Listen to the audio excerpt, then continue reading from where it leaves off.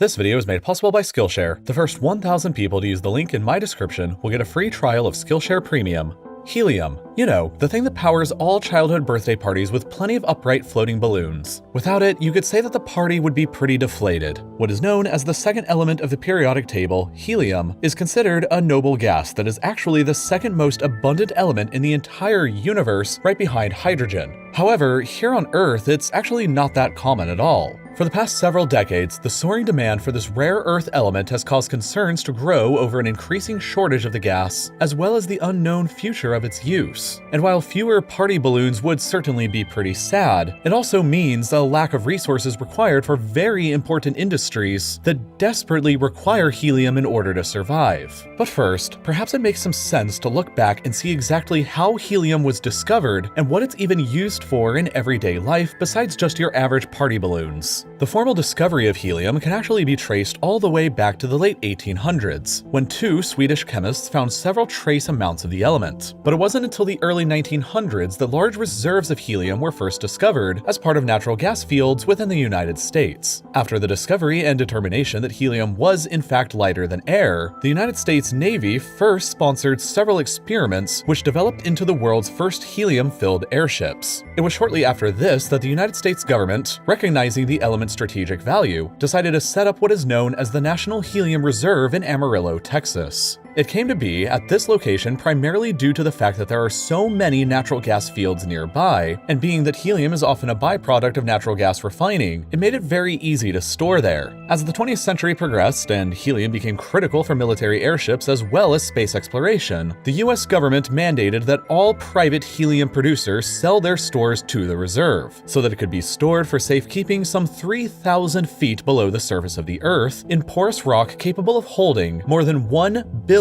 cubic meters of the gas, in order to prevent any of it from escaping back up to the surface. In fact, the National Reserve is so big that you could essentially fill it with an equivalent volume of 400,000 Olympic-sized swimming pools of pure helium gas. And while this all might sound extreme, it prevented the export of a scarce resource at the time of which the United States had an essential monopoly on it, preventing other countries from using the helium for their own blimps or military use, which is why the German Zeppelins like the Hindenburg ended up using hydrogen and, well, didn't really end up faring too well. But beyond just military use, as the 20th century progressed, helium began to play an even larger role. And while certainly today, balloons are perhaps the best known use of the element, there are much more important uses that are mostly unknown. For example, in the medical field, helium is used to cool the super powerful magnets that are used within magnetic resonance imaging machines, or MRIs. These machines take extremely detailed images of the body and are used to diagnose all sorts of ailments and injuries. Being that helium is one of the coldest substances on Earth when placed into its liquid state, it does an amazing job cooling the super powerful magnets within the machine. Additionally, helium is often used in the everyday technology space as well, as several different stages of the production process for semiconductor chips relied upon by phones, TVs, computers, tablets, and more, meaning that likely the device that you're watching this video on right now has some reason to thank helium for. And these are just a couple examples of the many industries that rely on helium.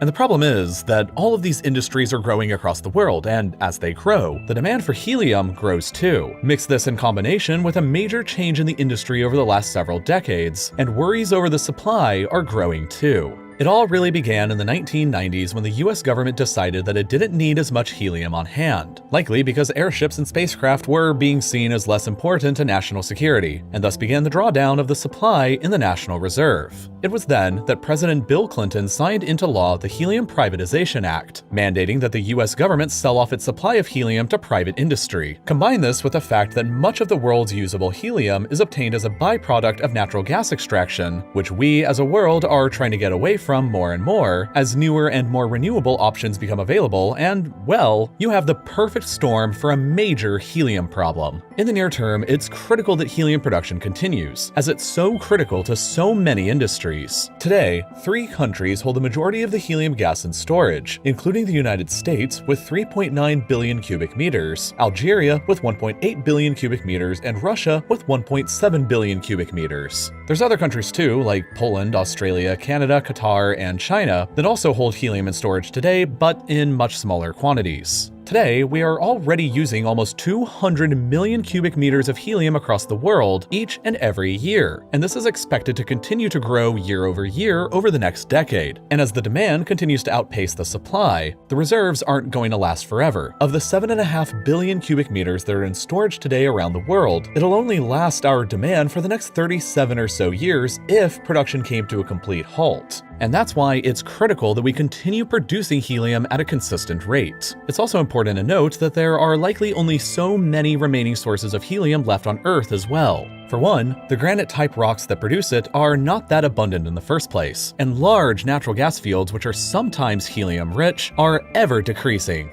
And we aren't finding any new large ones either. Scientists estimate that there are 51.9 billion cubic meters of helium that have not yet been captured below the Earth's surface, including the known large deposits in the United States, Algeria, Qatar, Russia, China, and Canada. Assuming that all of this helium can be captured, it would likely last for several hundred years. But what about beyond that? We may end up having to look elsewhere beyond our home planet. For example, it is noteworthy that several countries are looking at the moon for helium, or specifically helium-3, which could be used to create nuclear fusion plants which are not even radioactive at all. And further, many of the large gas giant planets like Jupiter are known to contain helium and helium-3 that could be captured as well. Once the limited supply of helium runs out on Earth sooner or later, humanity will be forced to expand our reach out into space to these other bodies in order to secure more of it and continue fueling our industries and filling our balloons. Therefore, the desire for helium will probably end up becoming one of the catalysts for space exploration and colonization in the future. But whatever the case, we know that our helium supply on Earth isn't gonna last forever. In the near term, new helium producers like the new production facility in Qatar, as well as the Amir gas plant in Siberia, are critical to the demand for the element worldwide. This, along with global stability and free trade, should ensure that anyone who needs the resource will indeed have it for many years to come. But in the future, we may just have to get more creative and look beyond Earth if we continue using this important resource.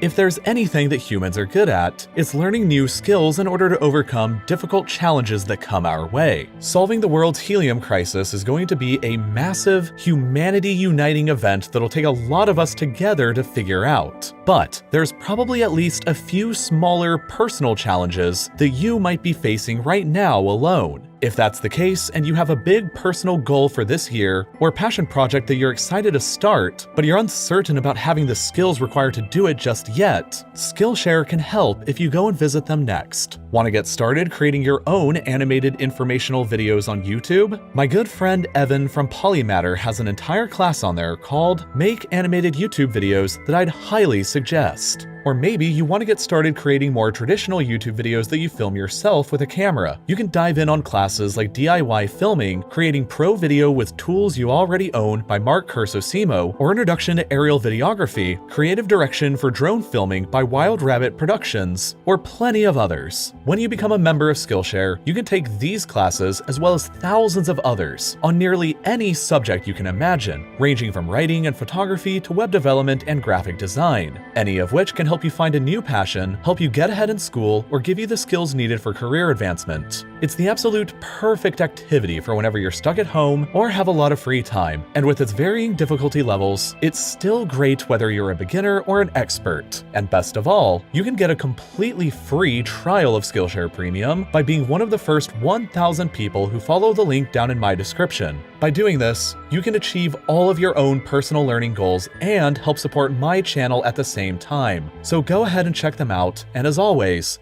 thank you for watching.